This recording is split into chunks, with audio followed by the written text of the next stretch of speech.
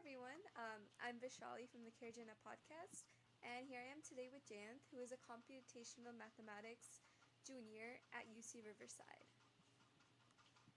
Hi everyone. So, my first question for you, Jayanth, is what specific goals and aspirations drive the work you engage in? Right now, um, I'd say the main focus of my going I'm going for is trying to better myself and increase my intellectual capacity. And one of the main reasons for that is I found something that I found really interesting, and that would be the world of pure math and um, everything that it really connects to. So in finding my major, the main reason I went into it was because I found that pure math had a lot of creativity that I'd never seen in the past. Growing up, when you see math, you kind of just assume, it's a bunch of numbers. You have to do computations. There's not much creativity to it, just like general, like dry field. But once I got to college and got exposed to more of math curriculum, more of what math really meant, I found that there was a lot of creativity that went into it, and just like a lot of abstractness that people don't get exposed to as much in the common calculus curriculum, statistics curriculum. And really going into those with so much freedom to do proofs and make tricks like when you're growing up, it it brought a lot of joy. And one thing I see that's really interesting in theoretical math, pure math, is that it forces you to go out of your comfort zone. It forces you to think in different ways, and it really it really forces your mind to grow. So right now, I've been working super hard to grow my capabilities in this area. Try to teach my mind to think in different ways, so I can approach different proofs um, with a different mindset. And it's kind of connected to CS because a lot of CS is trying to solve problems in unique ways.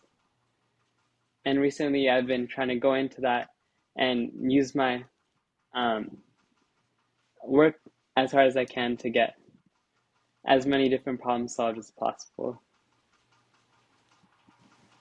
Wow, yeah, that's wonderful. Yeah, and I think connecting that to the real world, math is kind of like a supplement, or like it's very crucial to any other like science, or like chemistry, physics, and you know just in general art, architecture. Like math is like such an important topic of each subject. And I believe it's like a very like even in history, like without math we would not be where we are today. Yeah.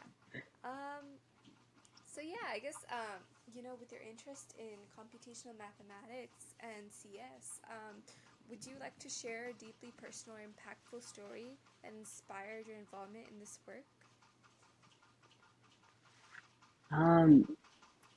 Let's see. Actually, before I was a computational math major, I was. Have you heard of actuarial science? um Kind of. What would you say your understanding of it is? Um, like pseudoscience, kind of like where it's like a mixture of everything, or I'm not sure. hmm it's, I guess you could call it like data science, but specified for the field of finance and insurance. Hmm. So it kind of, in the curriculum kind of prepares you um, for a career as an actuary, who mainly does risk management for finance and insurance companies. So there's a lot of statistics that goes into it, and a lot of finance and math, advanced mathematics that you combine together to create models that tell you how risky certain propositions are. Wow. So I originally I was in Riverside as an actuarial science major, and my curriculum was designed for that, I guess, that area of expertise. Hmm. But around the winter quarter of my freshman year, um, I started questioning whether I wanted to go through with my degree as an actuarial science major, or if I wanted to switch to something that I, at the time, was really inspired by, which was the field of math. And I felt like CS, it was a way of looking at math that was also super creative, but it was more so applied. Oh, And at the time, I thought, you can do a lot with math. You can go into academia, you can do research, you can solve a lot of problems that we've thought about for centuries. yeah. But at the same time, I was like, maybe I can use that way of thinking to do work in the real world, like the industry, I guess, to solve some problems. Um, I guess, and grow my options as to what I could do. And that that the decision between switching between the two majors was pretty hard for me because I wasn't quite sure if it was worth it, if it was a good idea to choose something that I wasn't 100% sure if I'd be successful in, or if it was the good match. And my parents, they told me, you should stay with what you got in because it's a great major. There's a lot of things that you can do with it. Yeah. But I was so inspired by the world of math and what you could really do with it that, no one could really tell me no. And that really pushed me to, once I did switch, not look back and keep working because I believed in it and I was gonna follow through with it. Hmm. And I think that created a lot of depth in me. The idea of you choosing something and now you sticking to it, and you proving to yourself that you're capable of following through with it. Yeah, definitely. And I think, it kind of connects to, as I mentioned before, how math, like, is literally revolving or like with us and around us. Like, there's math in how the sun comes up or the sun goes down, with science and physics, and then, with chemistry. So, yeah, I think even when we exercise, right, when we start something new, we might not enjoy it, but then once we keep putting in the work, maybe for like 2 weeks or maybe 2 months, then we start enjoying it and we start developing good habits.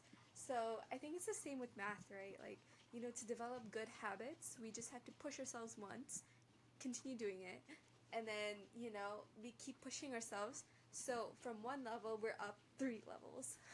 So I think, like with, and math is a very hard major, and as people like kind of like from middle school to high school math, people start struggling a lot with college mathematics, and they start losing interest since math is a core subject, right?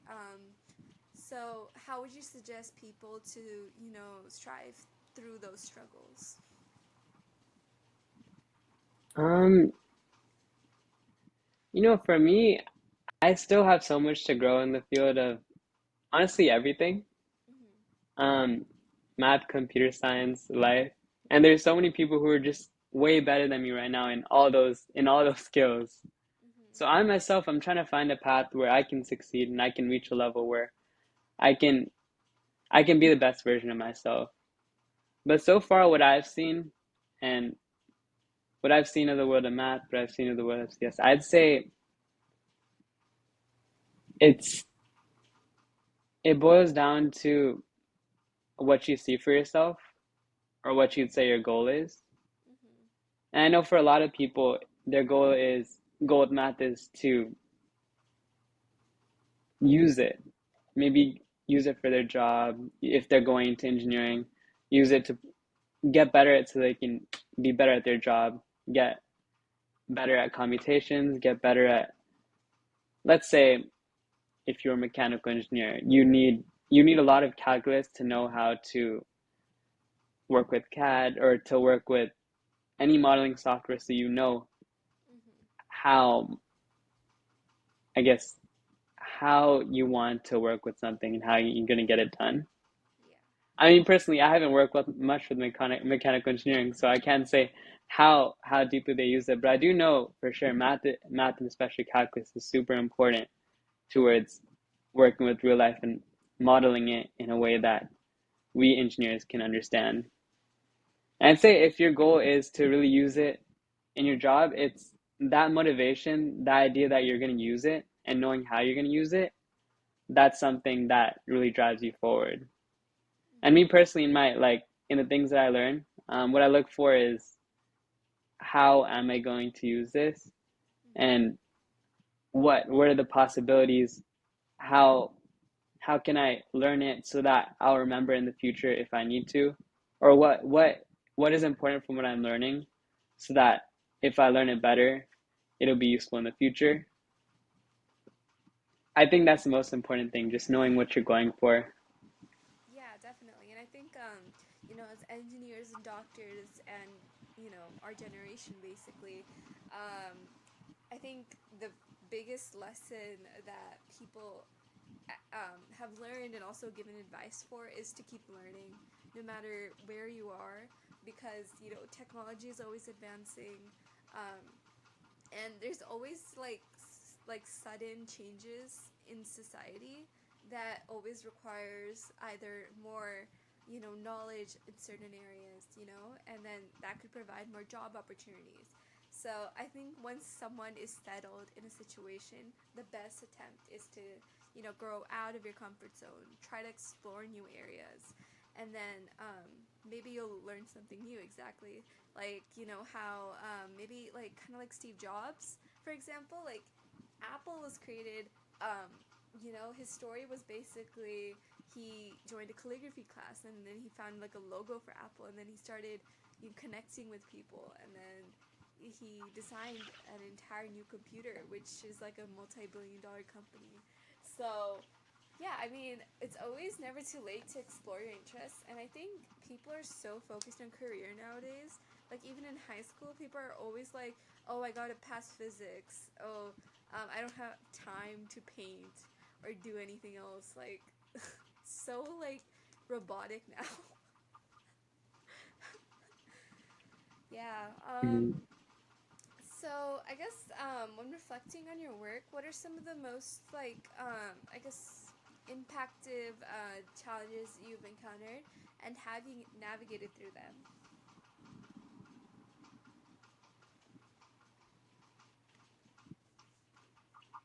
I would say, I mean, there's so many different paths that you can go towards. Mm-hmm. Like when you're choosing what you want to do for the rest of your life, um, you know, you figure that there's so many different options you can go down to. Like maybe you want to be a doctor, maybe you want to start your own business, Mm-hmm. maybe you want to become an engineer, maybe you want to do this, maybe you want to do that.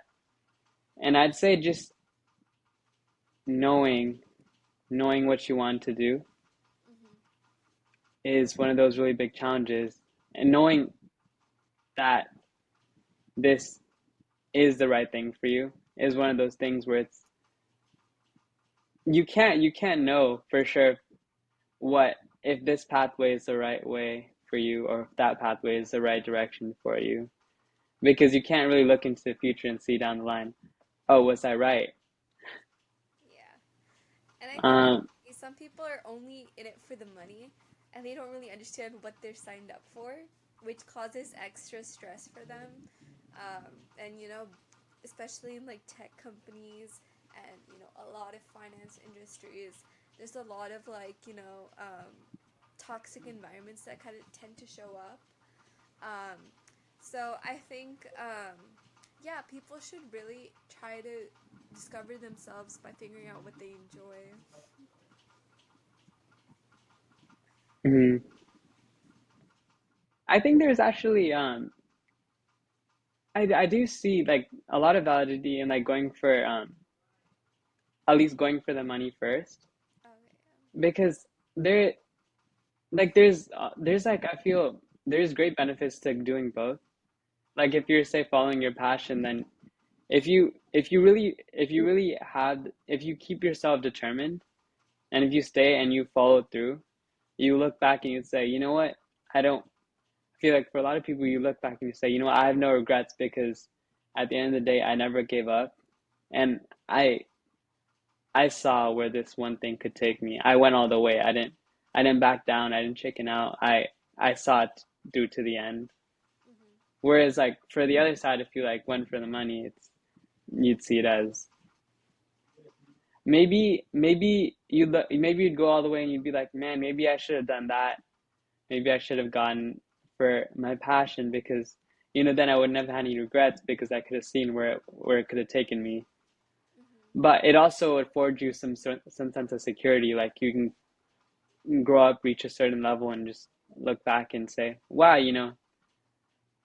yeah, my life had a lot of ups and downs. Yeah, a lot of things happen. Maybe I could have done this, maybe I could have done that, but I did have a lot of security and I did have a lot of, I guess, I stability.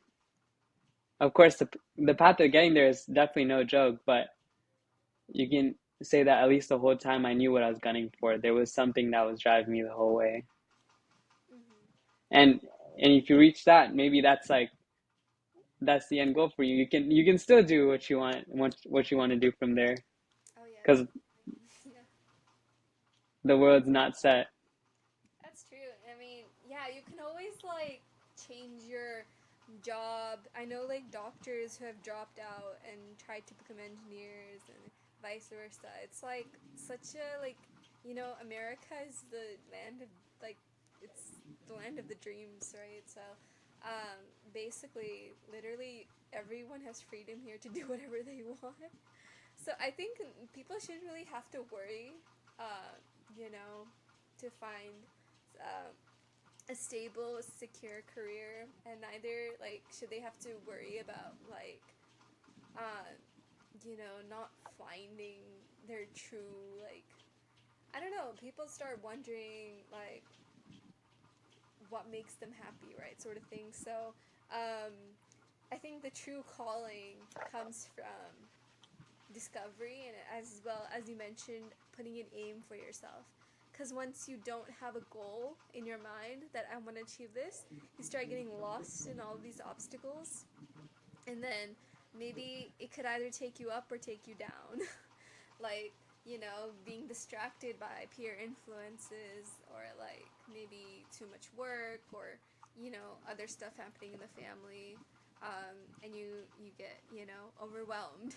So, yeah, I think people should, making themselves mentally strong and really persevering to, hitting that aim. I think that's like the most crucial thing people need to learn how to do, right? Especially as like entering college, right? And with Yeah. experience. So, yeah. I guess reflecting on that. Um, so in math, and like you mentioned how it can be like put into academia or research. So have you currently confronted any complex issues or adversities which you used your skills in math or like data science or anything else to like overcome them? Um, I'd say so far as I've mainly been, there's been so much of a focus on learning Mm-hmm. up till now. As coming into my third year, there hasn't, there's been lots of opportunities to, apply what you've learned. Mm-hmm. But I feel still like the overwhelming, what's it called, chunk of your time goes towards just figuring out how to learn as much as possible. Mhm. And I felt like along the way, I've learned so many cool stuff, and the journey there has been incredible, um, and really rewarding in terms of growth and just certain subjects. The joy of getting to know these things and doing them yourself.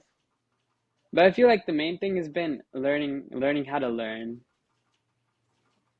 because I feel learning is something that's never really gonna go away as long as you're here. You're always gonna be learning. You're always gonna be doing something new. I mean, not doing something. You're There's just so many opportunities to like not stagnate, to learn something new. That I feel like this time when we're in college and when we're trying to teach yourself and grow as much as possible, it's not so much what you're learning. It's which is what you're learning is also super important, but it's also just learning how to learn, because that the change that you witness in your mind, the amount of like feeling stuck and not knowing where to go, but still persevering, moving forward, trying to find some resources to get you to where you want to be. Mhm. I'd say that has been the toughest part, and the most rewarding part actually, just learning how to persevere in the face of not in the face of the uncertainty. Like, let's say if there is, I guess a lot of the mood so far has been proofs. So I'll use a proof as an example. Mhm. Um, let's say you need to prove a certain equation, or you need to prove that something exists. Um, let me think of an example. I guess math is putting a lot. Proofs are just like the real proving something in the real world, but using numbers, or using actually a lot of the factors that you use to prove something in the real world and real arguments is actually present in math. So Uh-huh. let's say you're trying to prove that the sky is real, or the sky is blue. Yeah. Um, where do you start? What do you use to justify an argument to say something like that? You start with the claim, and then you Mm-hmm. build off of evidence, and then you present your reasoning. Mm-hmm. Like, let's say I said, just like let's say that I started with this randomly. The sky is blue because it reflects off the ocean, which is blue. I mean, I'm not saying that's true. I'm just saying, like, for argument's sake, like, as a just for the sake of this example. Uh huh. Yeah. If you're going for that as your basis, and you said something to prove it wrong, um, where do you go from there? Like, how do you move to the next step of your proof? How do you build upon that to get to where you're trying to show that the sky is blue? Yeah. You pinpoint other angles. I'm not sure.